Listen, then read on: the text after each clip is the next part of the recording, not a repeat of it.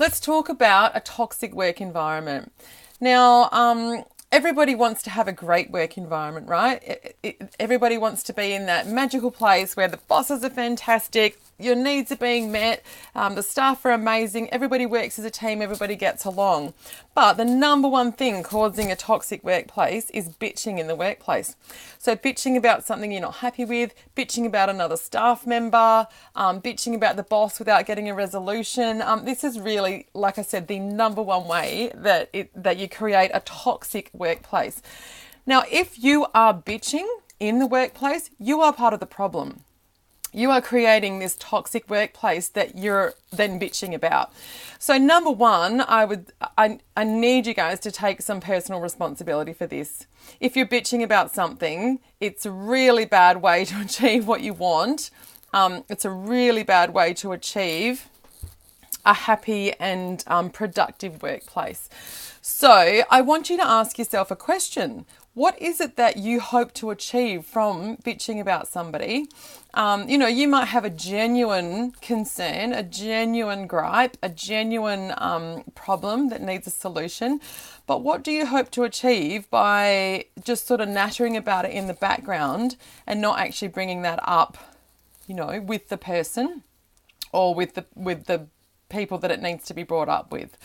So just ask yourself that. What do you want from it? Do you just want to bitch about someone and get the, oh my God, I can't believe that happened? Is that sort of all you're after? Because if that's the case, take it out of the workplace. So number two, I want you to know that there is an alternative to this. So bitching in the workplace is not to be tolerated.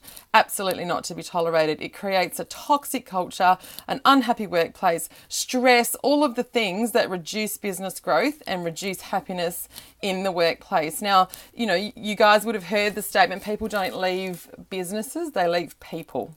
So if there's conflict going on in the workplace, that's concerning for the longevity of your staff. That's concerning for retention, for keeping people in there. So I want you to know, my point number two is there's an alternative. So what we need to do is create a culture of feedback. Now, this is not something that we've been encouraged to do in Western culture. We have a fear of going straight to the person. We like a bit of drama. We like to bitch about it behind someone's back rather than going to them and finding the solution. So, we teach our children this stuff at school. We teach them, if you're having a problem with someone, step number one, go to the person. Step number two, ask for help. Step number three, formal complaint. Take it higher, right? So when you're having problems with co-workers, with processes, with systems, with something at work, what are you doing to bring a solution to that problem rather than just bitching about it being a problem? Like, that's the question that you have to ask yourself. So firstly, what do I want to achieve from bitching? What is it that I hope to achieve? And what am I doing? What are you doing to make it better? So what is the solution that you want, right? These are not questions you're asking yourself when you're just triggered and pissed off by somebody, right? So given that there's another way of doing these, so if, we're no longer going to tolerate gossip in the office. Let's say that. Let's say that's a standard for work. We're not going to tolerate gossip and bitching. We're going to be grown-ups about this, right? So,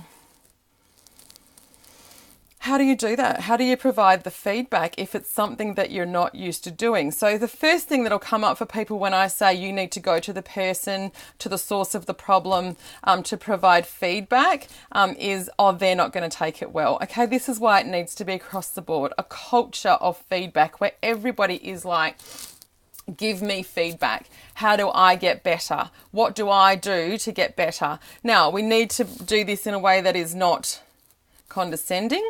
We need to give feedback in a way that is with love and care because we want that person to grow. We need to give feedback in a way that is, helpful. So it's not saying you were shit, you did something wrong, you. It's saying the way that your tone of voice when you did that sounded aggressive. I wonder if there's another way that you can do it. Did you notice that? Right? So firstly, it always has to start with you being willing to receive feedback. So when people hear these kind of things, everybody, when you hear personal development advice, the first thing you want to do is go, yeah, that person needs that. That person needs that. Oh my God, that person does that. But I want you to stop it. The first thing I want you to do is go, where can I do better, right? And if you're like, oh my God, I can't do any better, I'm trying my best, there's no more I can do, you're fooling yourself. There's always room for improvement. There's always room for learning. So those questions again, what do I hope to achieve from bitching behind someone's back? Am I just looking for the rush, the drama of it? How is it going to improve my workday? And secondly, how am I going to provide feedback in a better way? So how do we create a culture of feedback? Everybody needs to get on board with being able to receive feedback without getting offended. How do we do that? You guys need to practice. You need to work together as a group and go, okay, then what are our rules around feedback? How are we going to give and receive feedback? Is there a team meeting at the start of the day, start of the week, end of the day, end of the week? Where are we giving positive feedback as well as where you can improve? Yeah. So I don't like the whole sandwich method. We're not children. We don't need to be told you did this well, now you fucked up, now you did this well. You're not children. You can cope with this. It's more like times where it needs to be done immediately. Feedback of culture needs to be an attitude thing. You guys need to be okay with receiving feedback. So if you're getting feedback saying, hey, I think your leadership could be better, that doesn't mean you're shit. It means we can see something in you and you can do better, right? So take that on and go, excellent, how do I improve? If you are so short-sighted that you think you're the best at everything, then I'd really go and reevaluate your life, your workplace, you know, your relationships and where that's working for you and where it's not. Because if you don't have an attitude of continuous learning, continuous improvement, you might be the toxic one in the workplace, right? So, yeah, that's all I've got, I think. Let me see. No, one more thing. So I've got notes here. One more thing. With using an alternative way to provide feedback rather than bitching about what's wrong all the time means that you're actually more likely to get what you want. So I know how I love to have a bitch about things, like, you know what I mean? I know how great it is to get together with friends and go, oh my God, have you heard about this? Have you heard about that? You know, but that is not for in the workplace. That's for when you're having drinks with friends, or, you know, you're talking about stuff that doesn't matter. When you're hurting people's feelings, people that you work next to every day, that matters. Now, you're not going to get what you want. You're not going to get that fabulous culture. You're not going to get that fabulous workplace. You're not going to be heard. You're not going to, you know, improve yourself and improve others around you by just gossiping and bitching and keeping all that pain into yourself and getting home from work at night and going like, oh my God, work sucked, you know. So what can you do? How can you provide feedback differently? How can you be the one to put your hand up and say, I'm willing to get feedback? Please, like, let me know where I can improve. And, you know, like, everyone's going to have a different opinion on this, guys, and you don't have to take it on. But what you do have to do is be humble enough to take the feedback and be strong enough to notice where you can improve. And not be so arrogant as to think that you're the only one that has it right, okay? Because we're all working in a bigger team. So when you can do that, you're more likely to get what you want.